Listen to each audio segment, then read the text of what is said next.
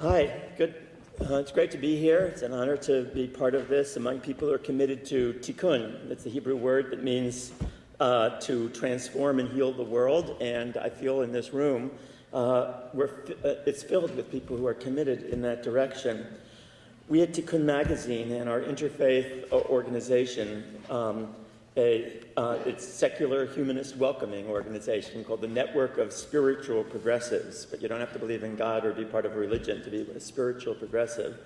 We recognize the urgency of the transformation.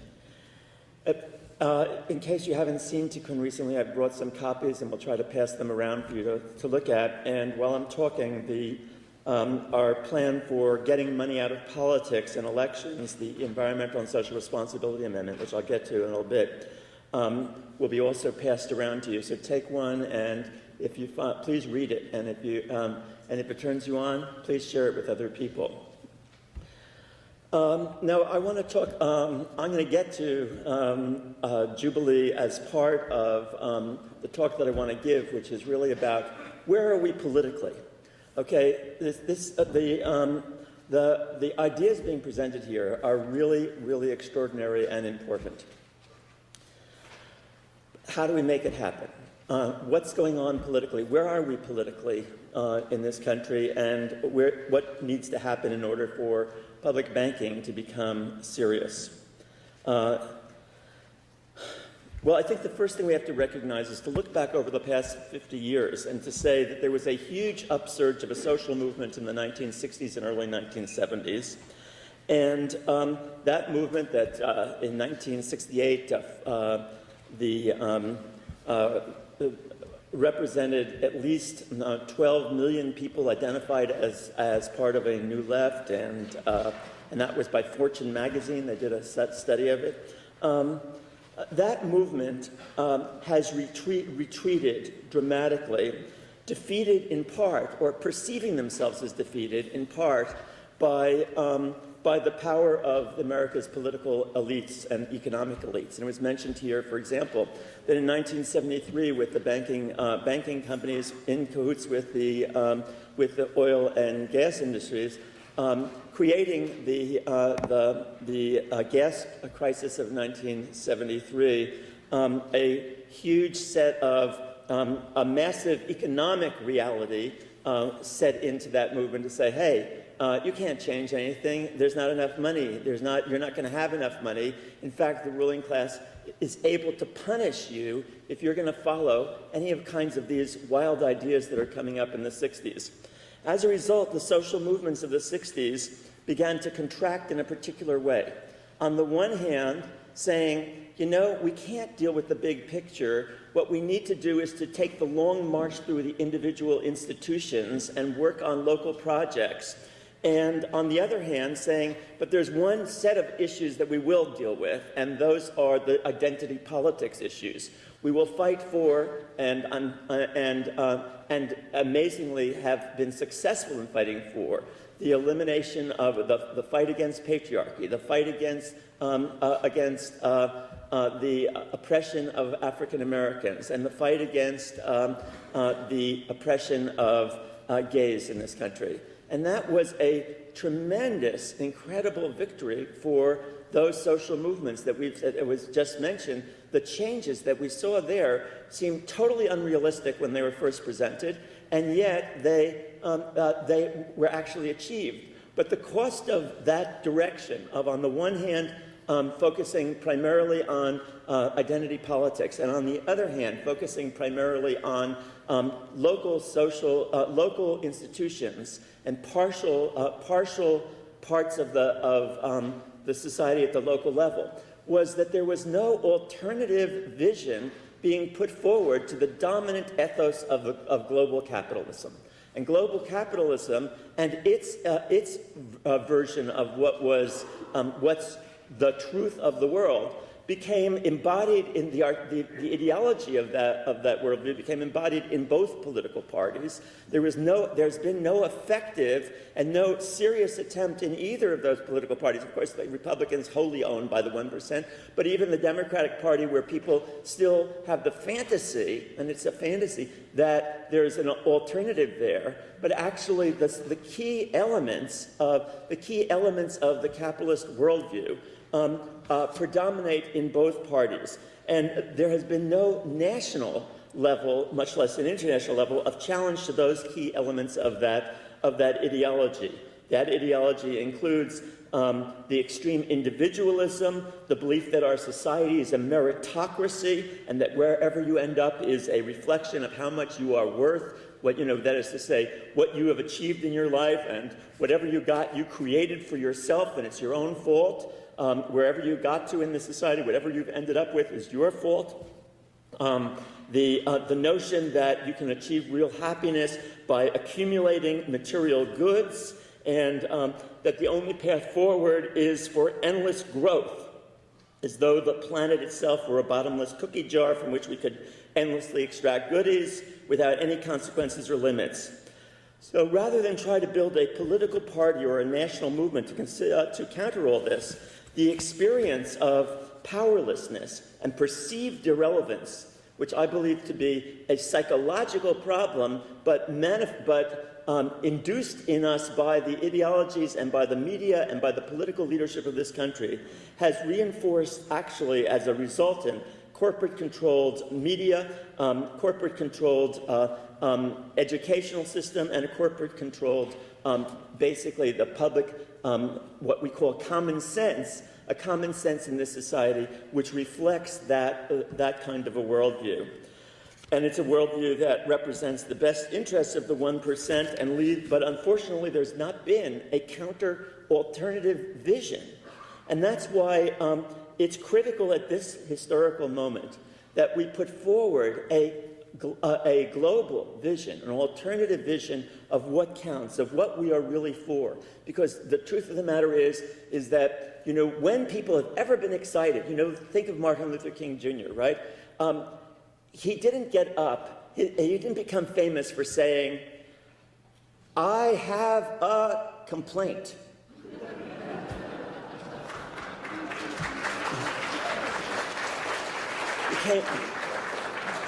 It was the dream, it was the vision, even though it transcended what people thought was possible at that moment, seemed unrealistic.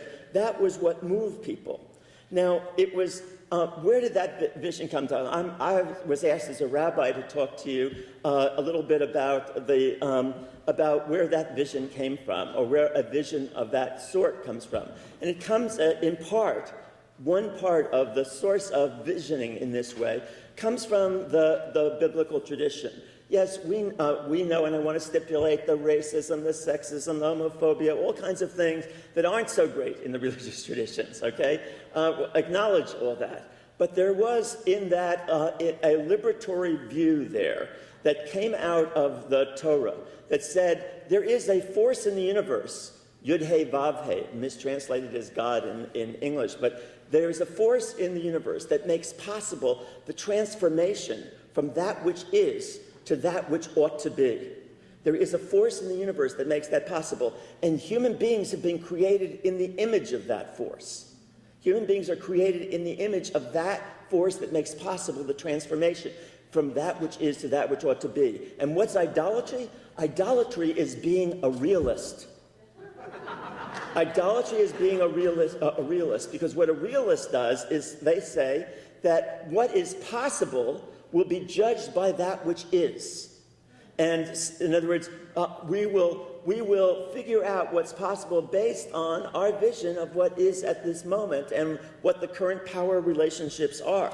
Whereas the essential message of that Torah was to say, no, you guys were slaves and you have become free. So everybody who tells you that the social realities can't be fundamentally changed, our very experience as the Jewish people proves that that's a lie, that the world can be fundamentally transformed.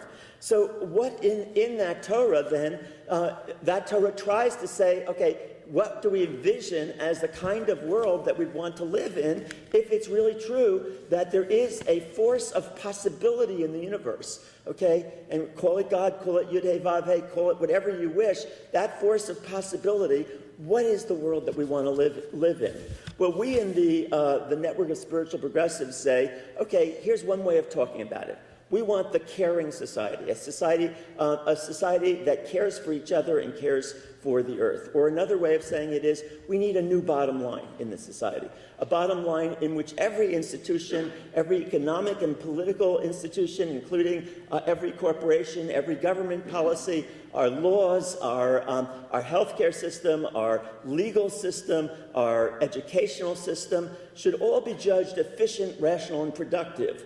Not only to the extent that they maximize money and power, but also to the extent that they maximize love and caring, kindness and generosity, ethical and ecological sensitivity, enhance our capacity to respond to other human beings as embodiments of the sacred, and enhance our capacity to respond to the universe with awe and wonder and radical amazement at the grandeur of all that is, rather than looking at the universe around us as simply something to be used for our own purposes. So a different, fundamentally new bottom line is what we are for as a Network of Spiritual Progressives. A new bottom line that comes out of a spiritual and religious tradition that transcends left-right boundaries. And if a progressive movement were talking about that kind of a new bottom line, we would have a fundamental reconfiguration of politics in our society.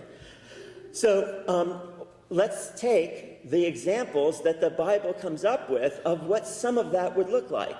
And the first idea that it comes up with as a revolutionary idea is the sabbatical year.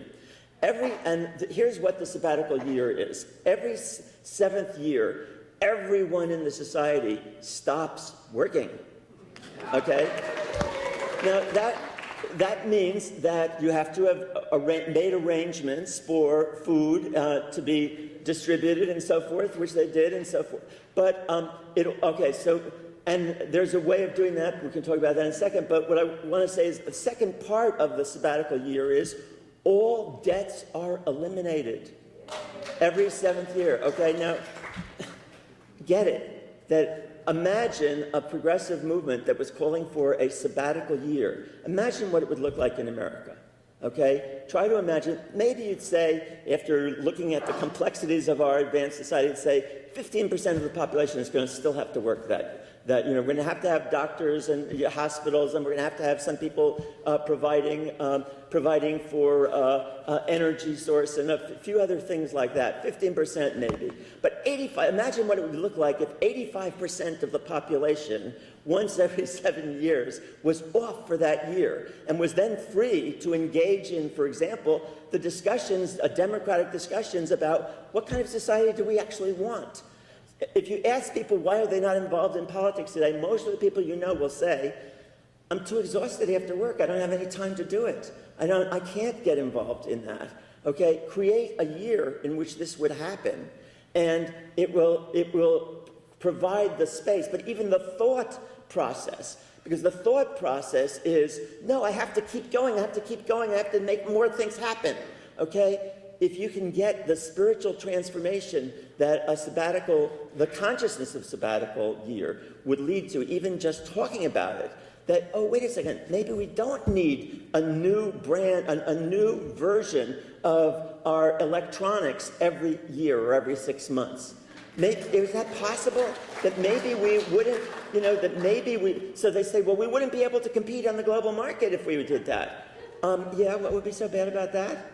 What would actually be so terrible if we weren't competing on the global marketplace? And of course, the idea would spread like wildfire, and it would quickly happen in other societies as well. But imagine that we weren't, that we were no longer looking to be number one, but instead we were looking to be number one in a different way in which we nurtured human beings and our souls, and not simply getting more and more and more and more.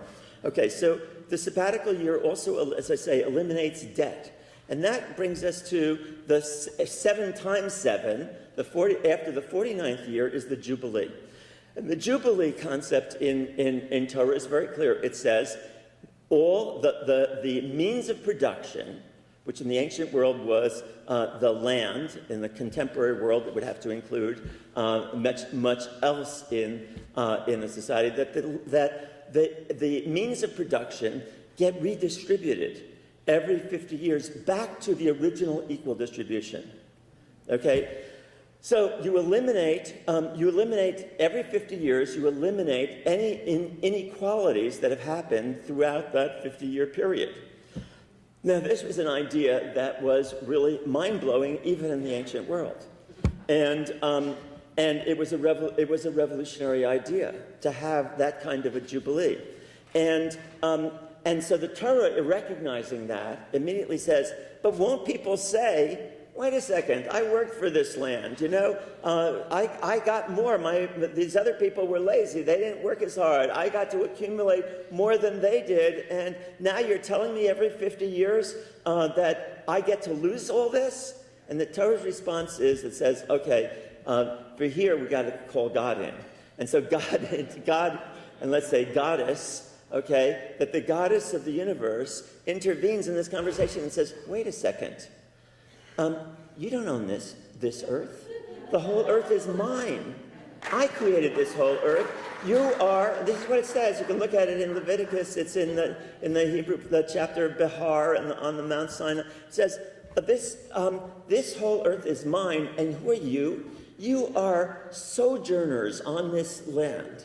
You are passing through. You are passing through. What right do you have? You have no right. You have an obligation to the land. And what's the obligation? The obligation is to care for it and to tend it and protect the earth. But you have no right to it. You have no right to it because this land, you didn't create this land. You didn't create this, and you won't be around that long to control it. So get it. You are sojourners on this planet. And the time will go, and you will pass, and your next generation will pass, and the next generation will pass. And yes, so therefore, I'm telling you, as the God of the universe, redistribute. Okay. So just try to imagine the conversation that would take place in this country if we put on the ballot in California, for example, the sabbatical year and the Jubilee. Okay, now who would be our allies? Well, certainly we would want to go to all the fundamentalists. It's right there in the Torah, written just as strongly. They're saying, hey, I'm not a hater of gays, but it just says here that I have to treat gays this way, right? Okay, well, it also says you have to redistribute every 50 years. You want to be a fundamentalist? Then come with us. But actually, the idea is not a crazy idea. It's a powerful idea. And it's one which liberates people from their current ways of thinking about, number one, the sabbatical year, about debts, about the ability, and so from that flows a whole different way of thinking about the world. So if you couple the elimination of debts and a seventh year, now I know that this is far from the existing way that we think, because I, as a rabbi, my congregation, Beit Tikkun in Berkeley, and people come to us with some degree of political consciousness, but even most people say, I can't even do Shabbos of the Sabbath one day a week. I can't, for one 24-hour period, stop using money, which is part of the Sabbath, stop exercising control and power, just celebrate the universe. That's what the Sabbath is supposed to be about. It's about celebrating the creation of the universe. Just have one day dedicated to pleasure, okay? One day a week. And most people say, I can't fit it in, okay? I can't do it, okay? But the good news is that there are a lot of people out there who are able to do it, and it's an incredibly liberating thing. Imagine a year like that. It would be incredibly powerful. Okay, so the Jubilee and the sabbatical year, try to work it out, and I think we can work out what it would look like for a sabbatical year. It's actually possible to do that, okay? But this brings me to the notion of, okay, we need to say what we are for in the largest possible way and in the most radical possible way to put forward a vision of what we are for.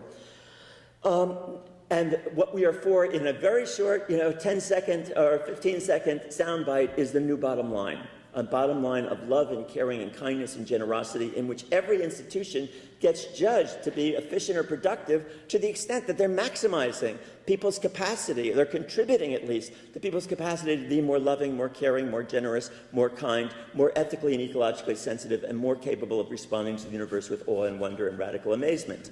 Now, if you had that, okay, now, so how do you take this concretely? And so I want to give you two examples of programs that we have put forward. The first one is called the Global Marshall Plan. And the Global Marshall Plan says that the United States should now take the step to bring the advanced industrial countries to dedicate 1% to 2% of the gross domestic product of the United States each year for the next 20 to once and for all end global poverty, homelessness, hunger, inadequate education, inadequate health care. The Global Marshall Plan was introduced into Congress by Congressman Keith Ellison, who is now the chair of the Progressive Caucus of the Congress. Could you believe it? There is a Progressive Caucus? There are actually 80 members, and Keith Ellison is the chair. And Keith, along with about 20 others, has introduced the Network of Spiritual Progressives Global Marshall Plan into Congress. Is it going to pass? Not right away, no. Okay? Okay. Now, the second concrete example of how to take a vision of a new bottom line and put it forward, because that's the first one. Okay, just to say another sentence about that one. The Global Marshall Plan is advocated for in part by the following, that our recognition that Homeland Security, today the dominant theory of Homeland Security is you get Homeland Security through domination and control over others. And the hard right line is, and that domination is through military means. The soft, the sweet, the Hillary Clinton or or maybe the more liberal elements of the Democratic Party line is, no, the way we get that domination and control is through economic penetration, media penetration, our ability to diplomacy. All of this, in other words, is a nicer way. It's not pure violence to get our way. But the goal that both sides have, that split, is a split about how we can get to dominate and control the world. Okay? The soft version or the hard version, but it's all about domination. The Global Marshall Plan says, no, the way to get Homeland Security is through generosity. It is through showing the rest of the world that we actually care about their well-being. And if you want security, now, when I say that, you get it? That this is a vision. People don't hear that from the liberal and progressive world. They don't hear a vision of how, they say, well, you don't care about you don't care about Homeland Security, you don't care about our protection. Yes, we do. We care about it, and the way to achieve it is different. It's not through military power, it's through generosity and caring. And when people get that, we will be far more secure. So that's one step of one instantiation of how you get people open to the idea of a new bottom line of love and caring and kindness and generosity by showing them what it would look like in practice. And if you'll go to our website, spiritualprogressives.org, we have the whole Global Marshall Plan laid out there, and you can read it and see that it actually is quite smart.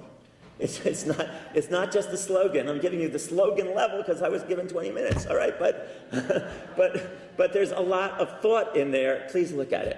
The second instantiation of the Jubilee consciousness is the ESRA. ESRA, the Environmental and Social Responsibility Amendment to the Federal Constitution. And the ESRA says the following. This is our plan. We call it the campaign to get money out of politics and elections. So here's what it says, and it's somewhat different than Move to Amend, although we totally support Move to Amend, and I greatly appreciate David Cobb's incredible work and the people in the Move to Amend movement and their wonderful work, but we are taking it a step further. We are saying as point number one of the environmental and social responsibility, the ESRA, is the following. All private money from individuals or corporations from any source is forbidden by law in elections and in politics. And instead, all elections must be publicly funded and only publicly funded, okay? So that our elected officials don't have to spend their time catering to the 1% because that's the only place that they can get the money to run the campaign, okay? And it requires, conversely, it requires the media, major media, to give free and equal time to all the major political candidates so that nobody has to pay for that time. They're using our airwaves. Let it be free. Okay. Now, that takes a major step towards getting the power of the wealthy out of our electoral system. But is it enough? No. Why? Because capital can always strike. That is to say, they can say, okay, you want to be unfriendly to us? We'll move. We'll move our corporations. We'll move out of this area. We will disinvest and so forth. Okay, so the second part of the ESRA says the following. Every corporation with incomes of more than $50 million a year must get a new corporate charter once every 5 years. And that new corporate charter will only be granted if they can prove a satisfactory history of environmental and social responsibility to a jury of ordinary citizens.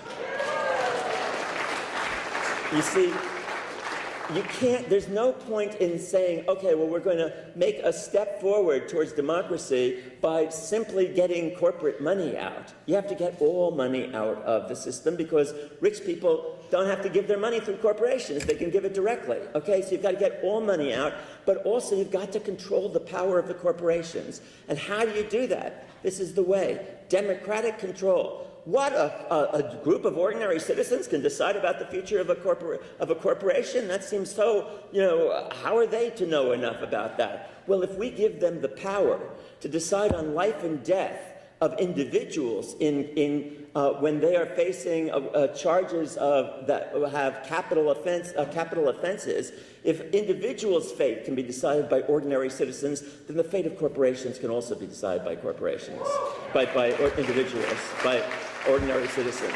Okay, so it then goes on to also mandate environmental education in every grade level, and that environmental education includes teaching kids how to recognize and deal with each other as critical parts of saving the environment is being able to empower each other and to recognize the spirit in each other as people who are fundamentally valuable, and to teach that in the school system as a central part of building or saving our environment. Okay, these are two concrete steps that embody the spirit of Jubilee, and they are steps in the direction of saying the fundamental truth that the world is not fixed, that the world can be healed and transformed, that it is possible to make a very different kind of world. And the key is, remember these words, do not be realistic. Do not be realistic. Thank you very much.